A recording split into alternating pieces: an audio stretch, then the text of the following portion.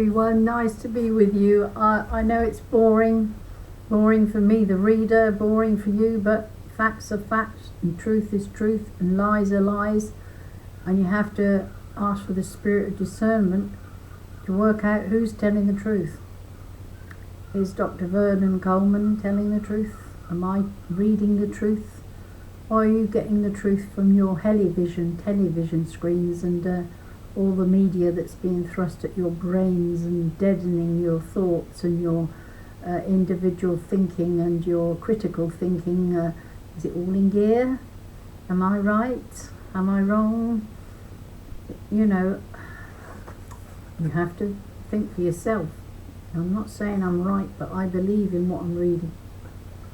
I'll just reflect on the last few words. This Ferguson, if he were a child at school, no one would bother to copy his homework because it would be wrong. The only thing he seems to be really good at is selling himself. Ferguson originally forecast that there would be 51000 deaths in the UK, not 509,000 or 511,000, but 510,000 and 2,200,000 deaths in the US. As I said at the beginning of this whole farce, his estimates were, of course, always absurd. It is worth noting that South Korea, which has a population of 50 million, has had around 300 deaths nationwide, and South Korea had no lockdown. The organisers of all this mayhem are doubtless well pleased with themselves.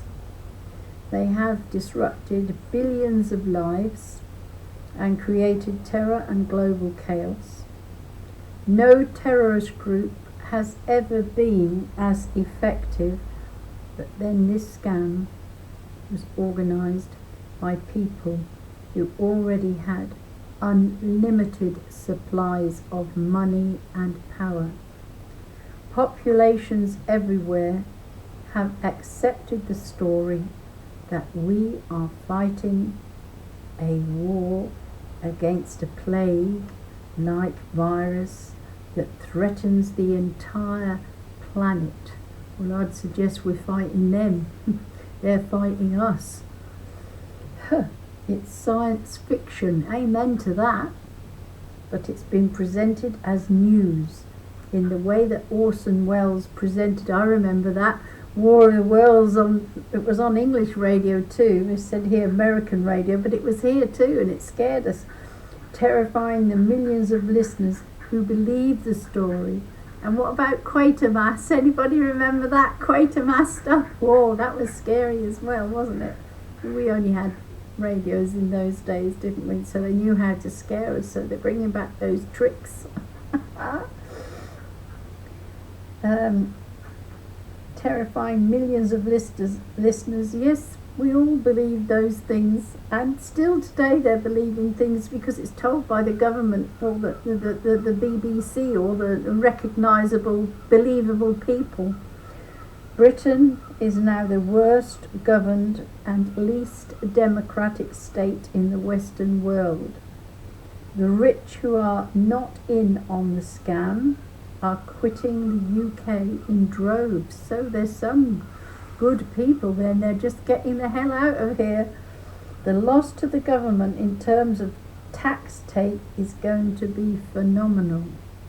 Government ministers who don't know what is going on, and I suspect that is most of them, are blundering around, struggling to understand why everything is going wrong, and putting all their energy into attempting to cover up their ignorance and their incompetence.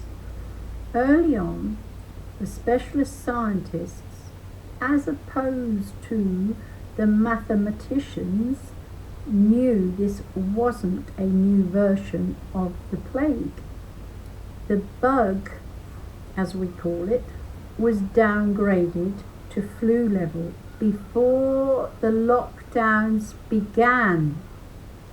It was clear from the start that lockdowns and social distancing laws were not necessary. And look at how they've wasted all that money putting up signs. In Hunstanton today, there's all these like road sign things along the promenade and all where you walk that would have been, road signs for something else. They're now saying, be aware of COVID-19 social distancing. But what a load of nonsense. People come to the seaside to walk around, and now they've wasted money, council money, when it's a poor little town. It's not rich by any means, it's small. They depend probably for their income on the visitors.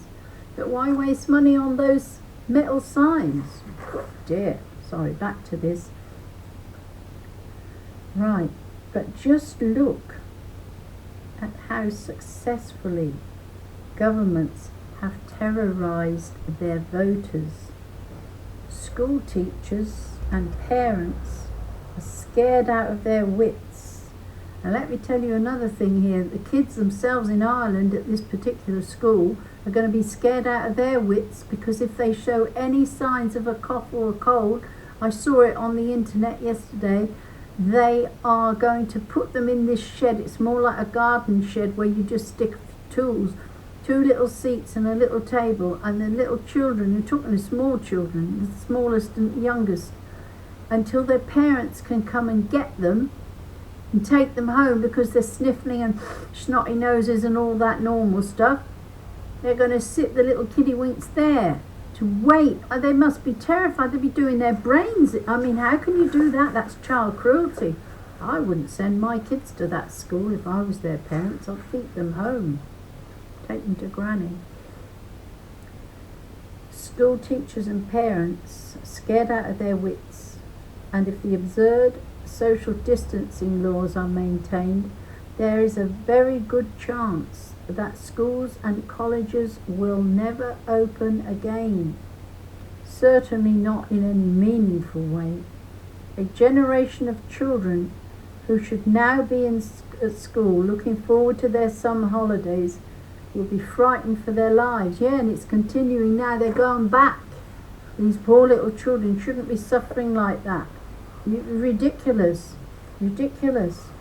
Children haven't got this bug, and they haven't given it to anyone, and they haven't got it. So why screw up their heads?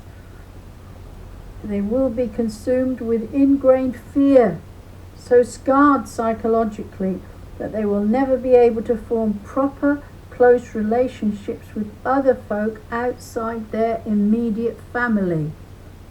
If and when the schools reopen, they'll never be back to anything resembling normal. No, it's madhouse time now. Madhouse. I've refused to spoil my kids' brain by sending them to school, to those sort of schools that are doing that to children. If I was on that governing body, I wouldn't allow them to do any of that. They'd have to have everything normal, how it should be, how it was before. There is a good chance that many children will never finish their education.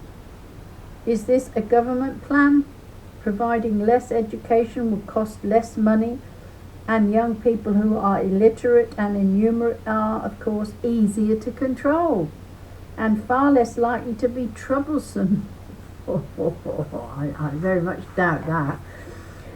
Besides, there won't be much need for skilled workers in the future. Now, not with all these robot things planned, or humanoids. Unemployment is going to stay, and millions are going to be entirely dependent upon the government for their daily bread. How sad. This is no accident. In whatever sort of future we have, robots will do most of the tricky work. Just said that, didn't I?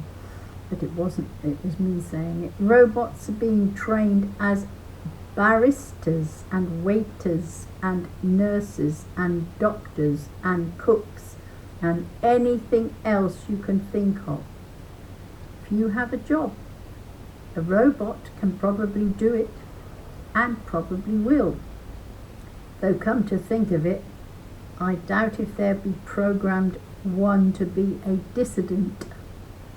Anyone who wants to study will be told to take advantage of distance learning software. Parents who work will be working at home, and students who study will be studying at home. Shops have been closed for so long that many will struggle to survive, as absurd social distancing rules mean that they cannot operate normally or anywhere near normally, and in closing public loos, councils have done their best to ensure that by Christmas high streets everywhere will be decorated with nothing more festive than estate agents' boards. We will be doing all our shopping over the internet. Those who don't have access to the internet will simply starve to death, as they have already been doing. Reports show that people are killing themselves because they are frightened that they have the bug, or frightened that they might catch it. It's just like the terror that was falsely created over AIDS in the last century, when for a while the number killing themselves because they were terrified exceeded the number dying from the disease.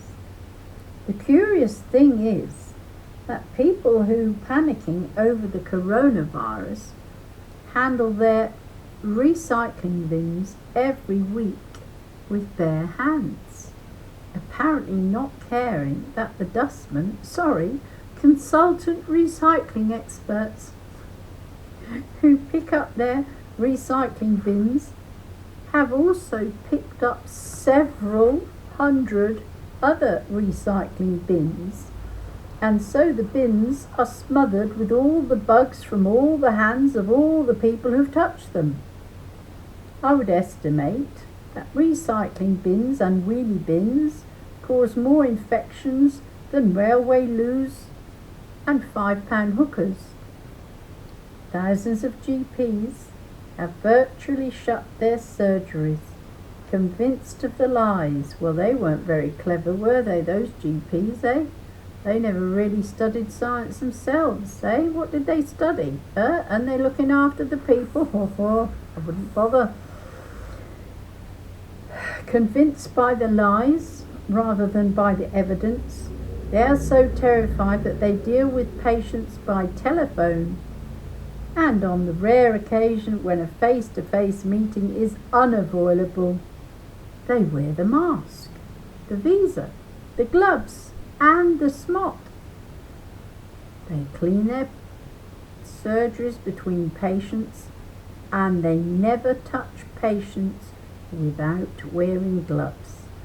It does not seem to have occurred to doctors that such a deeply unpleasant experience is for most patients so scary that they will avoid visiting their local family doctor, not because of some perceived risk, but because the process is severely forbidding. Dentist surgeries, we've already done a pod on that, haven't we? Dentist surgeries were shut for months, and now 40,000 people a day are joining waiting lists for urgent treatment.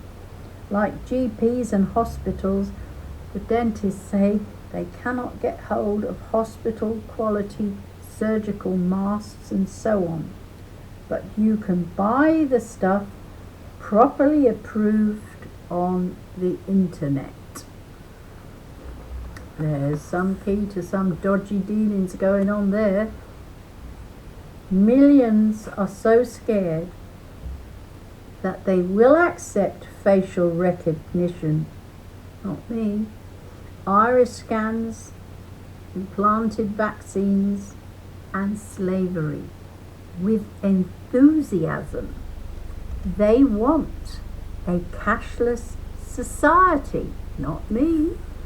And they are happy to be zombies, living half their lives, if they can be promised that they won't die from the plague.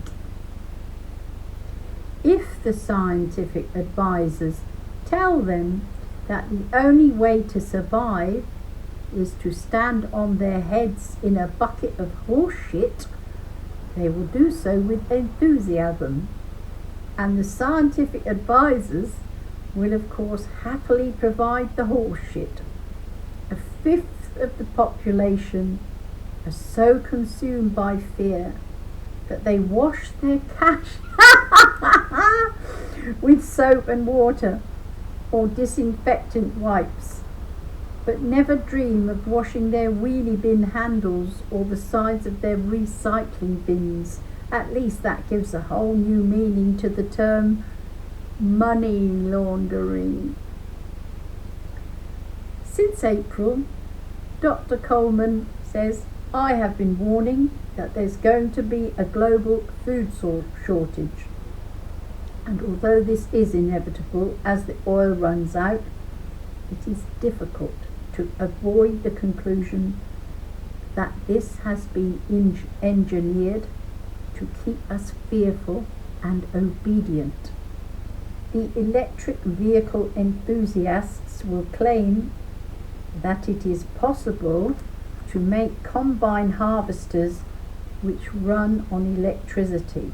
And that may be true, but where is the electricity going to come from to keep huge pieces of farm machinery running for hour after hour? And the production of modern fertilizers will be impossible too. Big companies, spotting an opportunity, want to get rid of farms so that they can take over food production in their robot managed factories with food such as fake meat made from chemicals. Well, you'll soon die out eating any of that crap.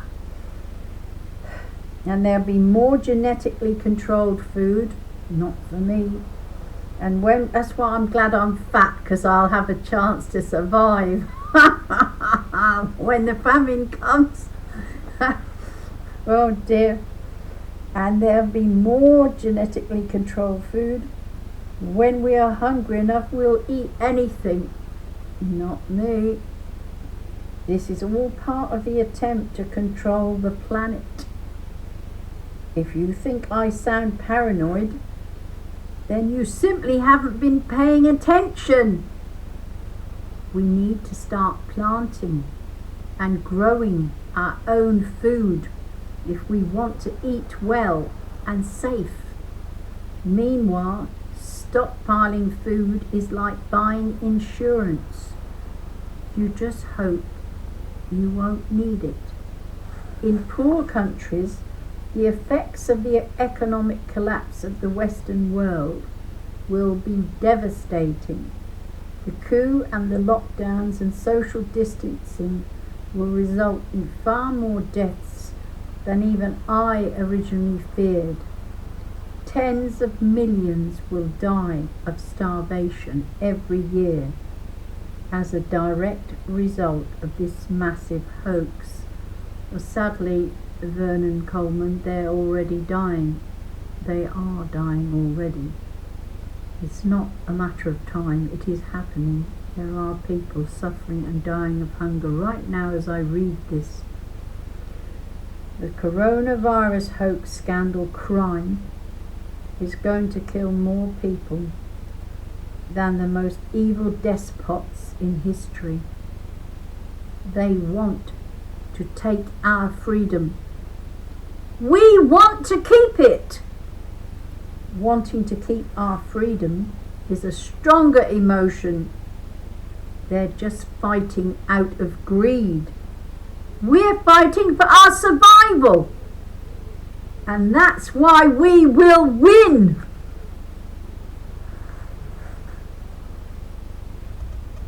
I think I'm going to stop there because it's a different topic coming up in a minute. So sorry about that. It's not easy for you to listen. It's not easy for me to read, but we have to know. We have to know all this. I'm sorry I can't make it any easier on your ears or your mind. But pray for discernment and understanding. I try to make it interesting, but some of it is so awful that you can't make it interesting. Sorry about that. Have a good evening.